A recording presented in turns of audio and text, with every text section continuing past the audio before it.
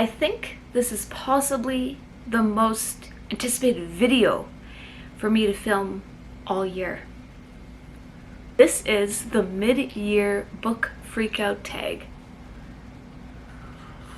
I think it was about this time last year when I watched Katie Colson's 2022 mid-year book freakout tag, and I think that's the moment when I knew I wanted to try my hand at creating book content on YouTube. If you have never heard of or seen a video or anything of the mid-year book freakout tag on YouTube, Bookstagram, or what have you, the idea is that you're gonna kind of go and freak out about the books that you've already read in the year up to this point. In honor of this, cheers. What is the best book you've read so far in 2023? I'll be honest, I have no clue. I've read some really good ones, but nothing is standing out particularly as the best, if you know what I mean. Question 2 is the best sequel you've read so far in 2023. If you haven't seen my May wrap-up, all I read pretty much that month was the series of the Murderbot Diaries by Martha Wells.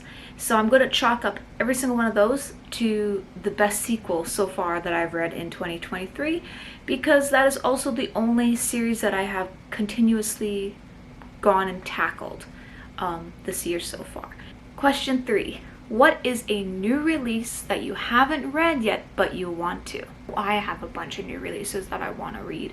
Some of them are on my June TBR, like the London Seance Society, but I think one of my other big new releases that I want to read is Our Share of the Night by Marina Enriquez and translated by Megan McDowell. This one looks really good. I don't read too much translated literature, and honestly I can convince my husband, you know, Mr. Wraith, that I needed to go buy this as soon as it landed in, like, I think January, February, and I still haven't read it yet. Hacienda is also one of the books that I really want to read. Babel is also on my list of wants to read. Fairy Tale by Stephen King would also be another newer release that I really want to read. I just need to sit down and actually get through them. A lot of my new releases tend to be on a chunkier side, so we'll actually see if how many I can read this rest of the year, I suppose. And finally, to add to the last of the most anticipated reads, for me at least, that I own, would be Empire of the Vampire by J. Christophe. Next up, we have question number 4, which is most anticipated release for the second half of 2023.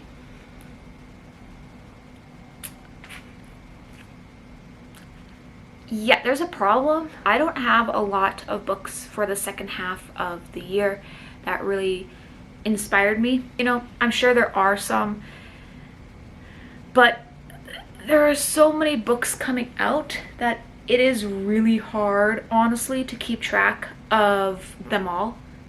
Question 5 is, what is the biggest disappointment of 2023? Easy.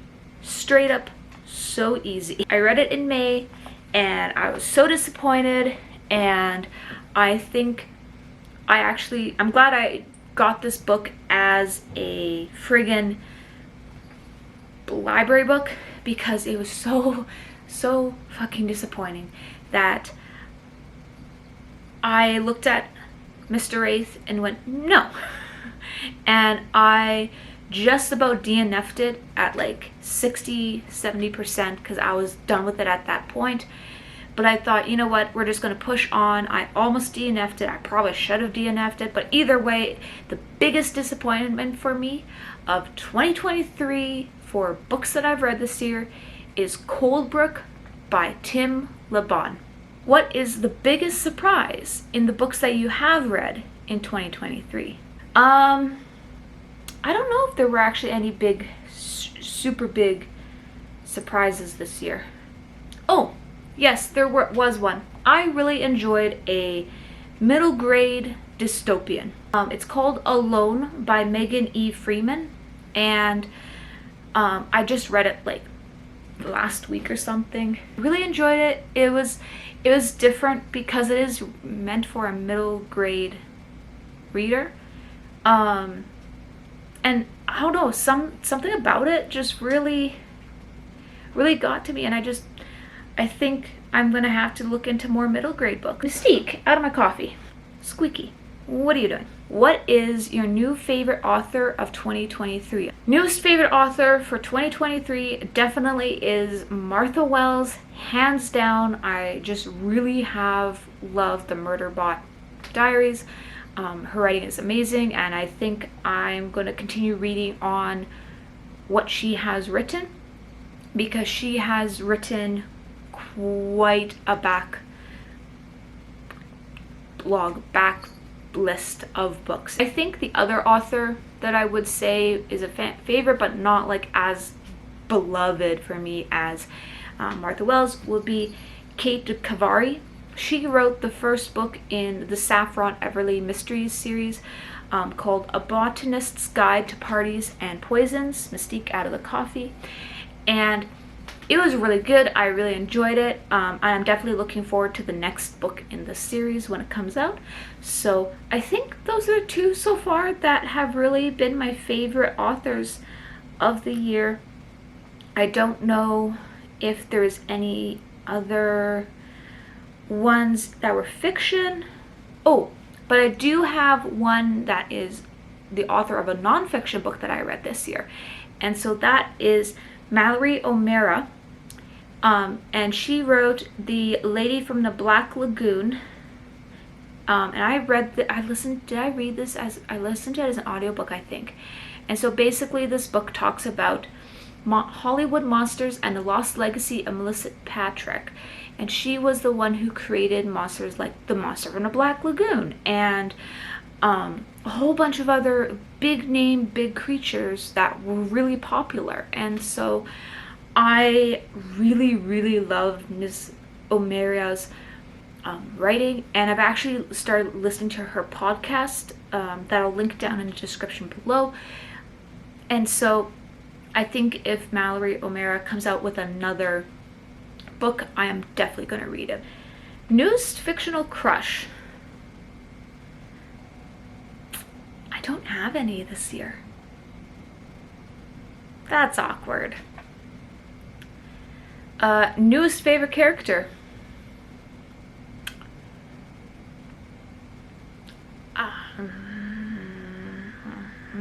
Nobody's popping into my head. Book that made you cry. I don't think I've had very strong emotions this year with the books that I have read. One is from Simple Disappointment, so I'm looking at you, Coldbrook. Okay, so let's see. Our next book question for the mid-year book freakout tag is book that made you happy. Kaiju Preservation Society. I don't know, every time I read it, it makes me really happy, and I need to get another copy of it so that I can literally just go ham and highlight and tab and stuff, because my copy that I have over there, it's a hardbound, and I really don't want to like start writing in it, but that's just a personal preference of mine. Plus also a paperback copy, it's just easier to be more it's more malleable. I can bend it a little bit easier. So what is your favorite book to movie adaptation that you've seen so far this year? Ooh, see, I'm not a big movie watcher, so this is actually kind of a hard question for me, but let's see.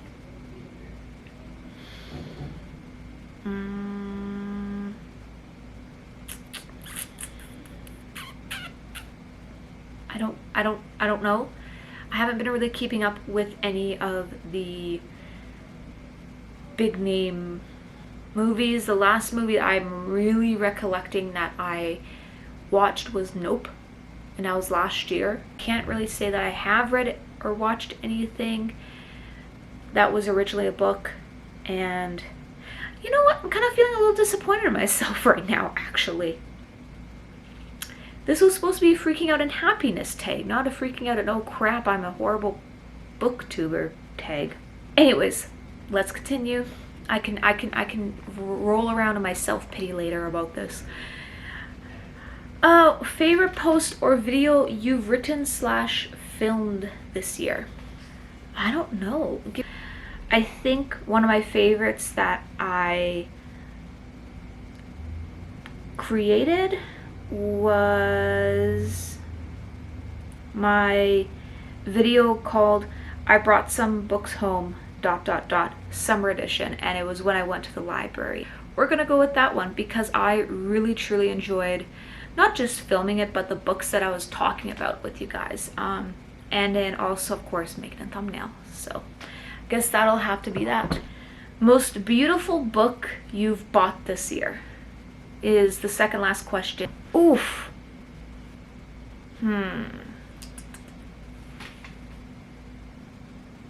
I had to take a moment and pull some books from my shelves because honestly, I have not bought a huge amount of books this year so far. We'll start with Threadneedle by Carrie Thomas. I really like it because the cover has a really nice texture.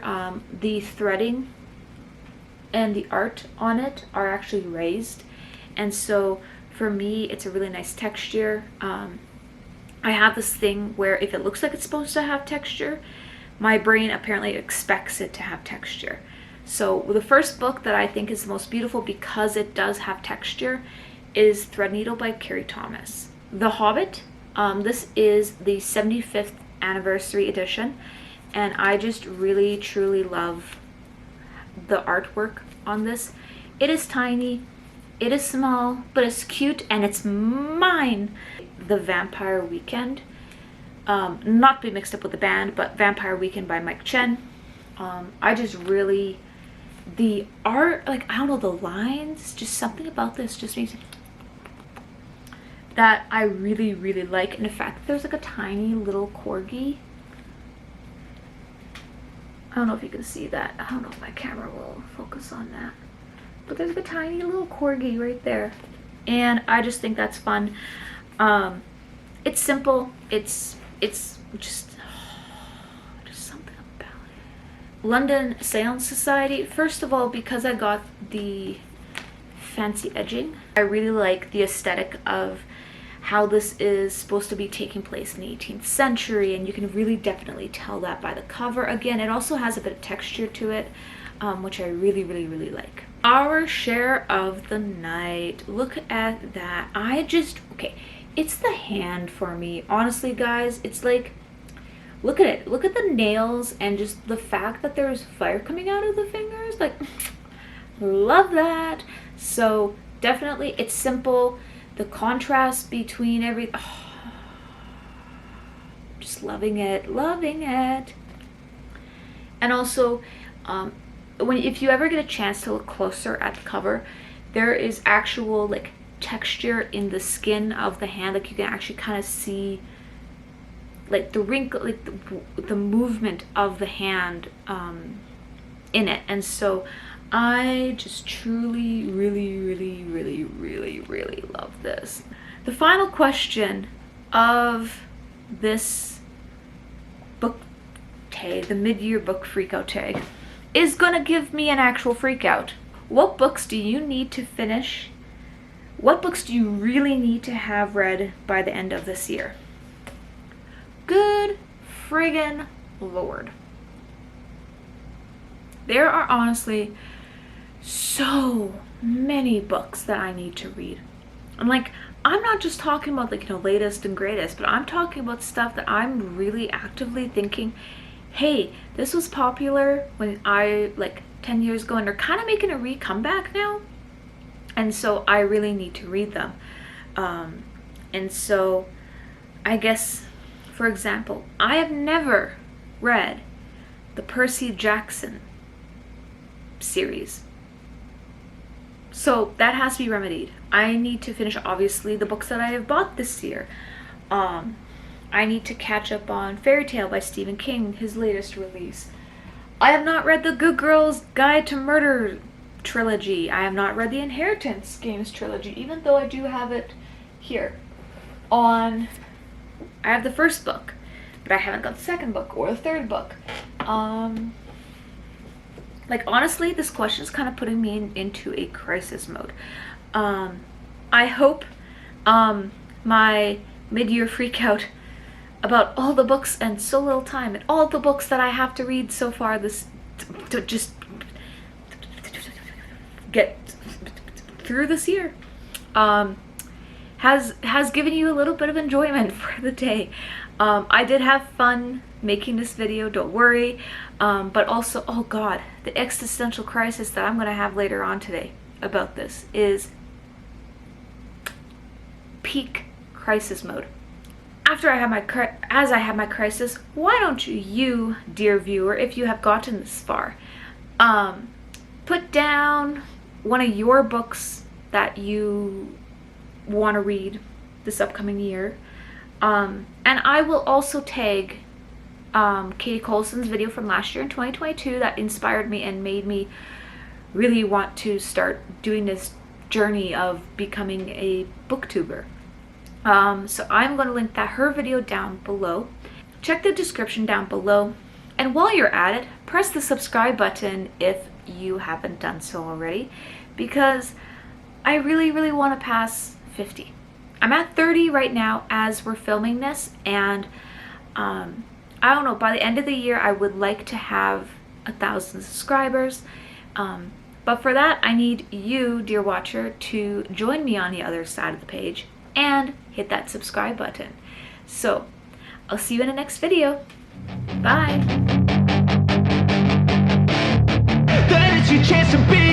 Hey kid.